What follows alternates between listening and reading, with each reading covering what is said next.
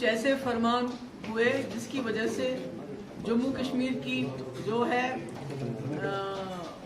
बेहद ज़्यादा जो है डिसएम्पावरमेंट हुई, चाहे वो हमारा जो स्टेट सब्जेक्ट का कानून हो जिसकी वजह से हमारी जो लैंड है, लैंड लॉज चेंज किए गए, हमारे एम्प्लॉयमेंट लॉज, हमारे समझ लीजिए कि हमारी जो ज़मीन है, हमारे जो जॉब्स हैं they are put on sale, हमारे यहाँ जो ज़मीनें हैं एक्वायर की जाती हैं, उसके बाद पहली प्रेफरेंस होती है सिक्योरिटी फोर्सेस को दी जाती है, दूसरी प्रेफरेंस होती है कि इसको कोई इंडस्ट्रियलाइजेशन के लिए करे। हालांकि 3 साल हो गए हमने कहीं कोई इंडस्ट्री बनते हुए अभी तक नहीं देखी। और इसके साथ साथ जैसे हमारे मिनरल्स हैं, हमारे जो यहाँ नाले हैं, उनकी इतनी ज़्यादा खुदाई हो रही है जो परमिटेड लेवल्स हैं उससे भी नीचे जा रहे हैं, जिसकी वजह से जो हमारी इरिगेशन कैनाल्स हैं उनका पानी सूख गया है और काफ़ी जगह हमारी दान का बहुत नुकसान हुआ, क्योंकि देवर Holi and Soli dependent on बारिशें हुई नहीं। इसी तरह जो हमारे कॉन्ट्रैक्ट्स होते थे पहले ज़माने में, चाहे वो RNB के होते थे, चाहे PHE के होते थे, उसमें जो सामान वगैरह खरीदना होता था तो वो यहाँ के ठेकेदार करते थे, मगर अब वो कॉन्ट्रैक्ट भी बाहर के लोगों को दिए जाते हैं।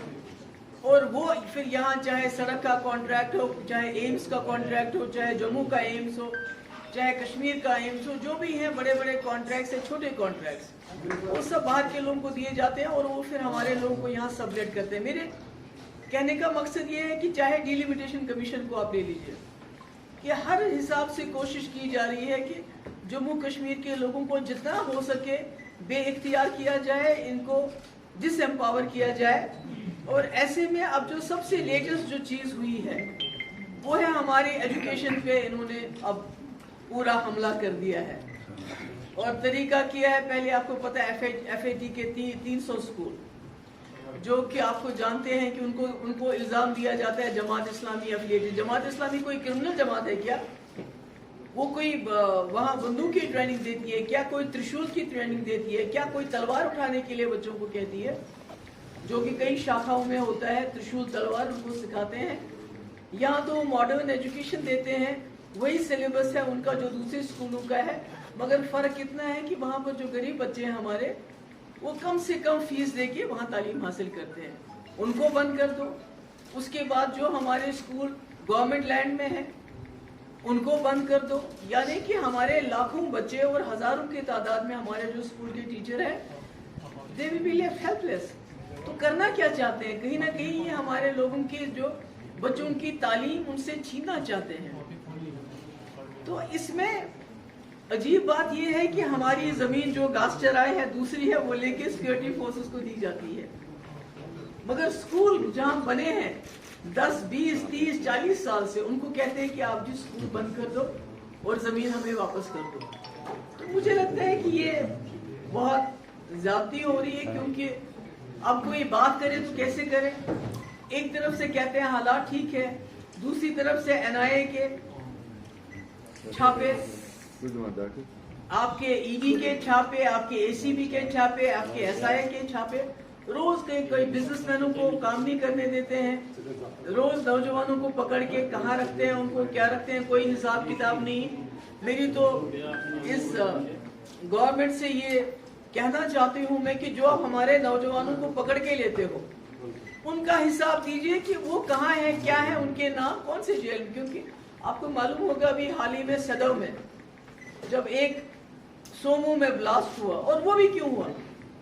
क्योंकि मेरे पास कई लोग शिकायत लेके आते हैं कि जो वहाँ कैंप वाले हैं शुपियान में, वो जाके लोगों के घरों से उनकी गाड़ियां ले लेते हैं, उनके सोमो ले लेते हैं, कोई दूसरी गाड़ियां ले लेते हैं और उसको दिन भर इस्तेमाल करते हैं। उसमें ब्लास्ट हुआ, एक लड़का शौकत अहमद शेख को पकड़ के ले गए, उसको वहाँ रिमांड ले दिया थाने में उसका, और उसके बाद 10 दिन हो गए तो कहा कुपवारा में एनकाउंटर में मारा गया। मुझे ये बताइए, जो पुलिस कस्टडी में एक लड़का है शौकत अहमद शेख जो ड्राइवर है बेसिकली, तो वो कुपवारा कहाँ पहुंच गया जहां उसको एनकाउंटर में मारा गया?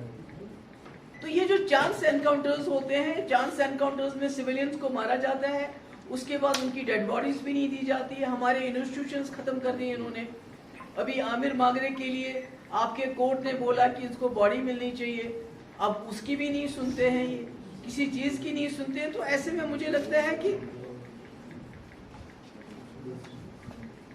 اور اوپر سے ابھی ہمارے جو وائس رائے صاحب ہیں انہوں نے یہ کہا کہ گورنر صاحب انہوں نے یہ کہا کہ جو ہم مفت میں بجلی نہیں دیں گے.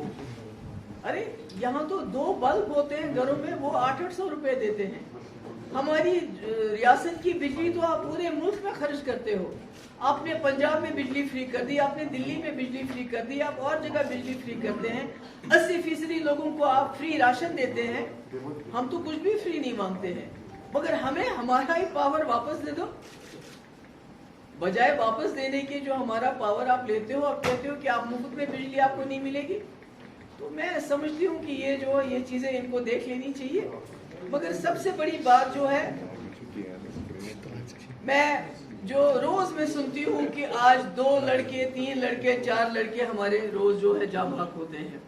اس کا مطلب ہے کہ جو ہماری یہاں لوکل ریکروٹمنٹ بہت زیادہ ہو رہی ہے. تو میری ایک گزارش ہے اور یہاں کے والدین سے اور ان بچوں سے، بھائی اپنی جانیں بچاؤ، کیونکہ ان کے لیے آپ کو مارنا ایک انسینٹیو ہے. ان کو پیسہ ملتا ہے، ان کو پروموشن ملتا ہے. اس وقت جموں کشمیر مصیبت میں ہے. ہمیں آنے والے وقت میں آپ کی ضرورت ہے، یہاں کے جوانوں کی ضرورت ہے، یہاں کے بچوں کی ضرورت ہے. اس لیے یہ بندوق مت اٹھاؤ. ان کو اس طرح آپ کو روز 4 5 لوگوں کو، یہ جس کو 2 دن بھی نہیں ہوتے ہیں ملیٹنسی جوائن کی ہے، اس کو بھی مار دیتے ہیں. جس نے ملیٹنسی جوائن نہیں بھی کی، اس کو وہاں سے شوپیان تھانے سے لے کے کپوارہ کیسے پہنچایا، کیسے اس کو مار دیا.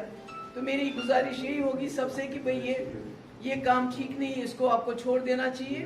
اور کشمیری پنڈت جو ابھی بھی ہمارے لگے ہوئے ہیں ہڑتال میں، جب میرے ٹائم میں حالات خراب ہو گئے تھے، حالانکہ اس وقت خدا نہ خواستہ خوش قسمتی سے کوئی پنڈت مارا نہیں گیا، مگر اس کے باوجود ہم نے 17 مہینے ان کو گھر بیٹھ کے تنخواہ دی. آج وہ اتنے دنوں سے ہڑتال پہ ہے. اور میں پھر سے ایک بار گزارش کرتی ہوں اپنے لوگوں کو، اپنے جو ہمارے مولویز ہیں، کہ آپ بھی مسجدوں میں کہیے یہ ہمارا اثاثہ ہے، کشمیری پنڈت ہمارا اثاثہ ہے. بی جے پی جب بھی یہاں کچھ غلط ہوتا ہے تو وہ اس کو ہم کو بدنام کرنے کے لیے اس کو استعمال کرتی ہے. ہم اپنے اثاثوں کو سنبھالیں، اپنے کشمیری پنڈتوں کو سنبھالیں، اپنے سرداروں کو سنبھالیں. یاترا آنے والی ہے، اور یاترا کے لیے جو انہوں نے ایسا ماحول بنایا جیسا کوئی حملہ ور آنے والا ہے. ارے یہ یاتری ہے، ہمارے مہمان ہیں. سینکڑوں سالوں سے تو ہم ان کی دیکھ بھال کرتے ہیں. تو آپ نے تو ایسے اتنے ناکے لگائے ہوئے ہیں جیسے پہلی بار یاترا ہو رہی ہے. تو یہ سب ہماری مشکلات ہے، یہ مصیبتیں ہیں ہمارے اوپر جو اس وقت ہے. مگر میں یہ کہنا چاہتی ہوں کہ لوگوں سے میں یہ گزارش کرنا چاہتی ہوں، دیکھو ان کی کوشش ہے، یہ ہم سے ہماری زمین چھین رہے ہیں، ہماری نوکریاں چھین رہے ہیں، ہماری منرلز چھین رہے ہیں، ہمارے پانی چھین رہے ہیں، ہمارے اثاثے چھین رہے ہیں. ان کو آپ سے آپ کی ہمت چھیننے مت دیجیے. یہ جو ہمیں ایک شکست خوردہ ایک ہمیں ذہنیت کا بنانا چاہتے ہیں، ایک ہوپ لیسنس، ہیلپ لیسنس کی ہمیں ایک وہ دینا چاہتے ہیں کہ اب کچھ نہیں ہو سکتا، جو ہو گیا سو ہو گیا. یہ نہیں ہے، میں نہیں مانتی جو ہو گیا سو ہو گیا. ہم سب کو اکٹھا ہونا پڑے گا. ابھی اے سی بی کا چھاپا پڑا، کسی کو نکالتے ہیں یہ جی ملیٹنسی کے ساتھ ریلیٹڈ ہے، اس کو ویسے بدنام کرتے ہیں. کسی کو کہتے ہیں یہ کرپشن میں ہے، ان کو نکالتے ہیں. تو میں لوگوں سے کہتی ہوں کہ آپ ان کی جانچے میں مت آؤ. جب آپ کے ہمسائے پہ چھاپا پڑا، پورے محلے لوگ وہاں جاؤ اور اس کی دارس باندھو، اس کے ساتھ کھڑے ہو جاؤ. کسی کو جھوٹ موٹ کا کرپشن کے چارجز تو سب سے زیادہ مجھے لگتا ہے ان کو لگنے چاہیے. سب سے بڑی کرپشن کا ڈرامہ تو آج مہاراشٹر میں ہو رہا ہے اور گوہاٹی میں ہو رہا ہے، جہاں ایک ایم ایل اے کو 100 200 300 کروڑ میں خریدا جا رہا ہے، جہاں ان کو 7 اسٹار ہوٹلز میں رکھا جا رہا ہے. اس سے بڑی کرپشن کی تو کوئی مثال ہی نہیں ہے. یہاں تو جموں کشمیر میں باہر سے آتے ہیں لوگ اور یہاں سے سوٹ کیس لے کے جاتے ہیں پیسوں کے. وہ کیا ہے؟ تو اس لیے جب بھی آپ کے محلے میں، آپ کی جگہ کہیں کسی ملازم کو ملیٹنسی کے نام پہ نکال دیتے ہیں، کرپشن کے نام پہ نکال دیتے ہیں، اور کوئی جھوٹا الزام، اگر کرپشن پروو ہو جائے کورٹ میں نکال دیجیے، بے شک نکالیے. ہم نے بھی نکالے اپنے وقت میں. مگر یہ کیا ہو گیا کہ بھئی نام آ گیا تو اس کو نکال دو. یہ اس میں تو وہاں کے لوگوں کو، وہاں کے ہمسایوں کو، ان لوگوں کے پاس جانا چاہیے، ان کو ہمت دینی چاہیے، کیونکہ یہ چاہتے ہیں کہ ہم ایک دوسرے کے لیے انٹچبل بنے۔ آپ دیکھتے ہیں کہ ہم نے کتنی کوشش کی، ہم اور نیشنل کانفرنس، عوامی نیشنل کانفرنس اور communist party of India, communist party Marxist, ہم ملے، اکٹھے ہو گئے، ہمارے تو اتنے سارے اختلافات ہیں کہ ہم اکٹھے رہیں اور آنے والے وقت میں بھی اکٹھے چلے۔ میری کوشش یہی ہے، باقی اللہ تعالیٰ جانتا ہے، بہتر جانتا ہے کیا ہو سکتا ہے۔ تو میری لوگوں سے آج آپ سب کو بلانے کا میرا سب سے بڑا مقصد یہ ہے کہ لوگوں کو ہمت نہیں ہارنی ہے۔ اگر ہم ہمت ہار گئے اور شکست خوردہ لوگوں کی طرح اللہ تعالیٰ نہ کرے، ہم گھر بیٹھ کے چپ چاپ ہم نے سب قبول کر لیا، تو خدا نخواستہ ہماری جو غازہ سٹرپ ہے ان کے کچھ اختیارات ہیں اس سے بدتر ہو جائیں گے۔ یہ میں آپ بالکل صاف صاف بتانا چاہتا ہوں۔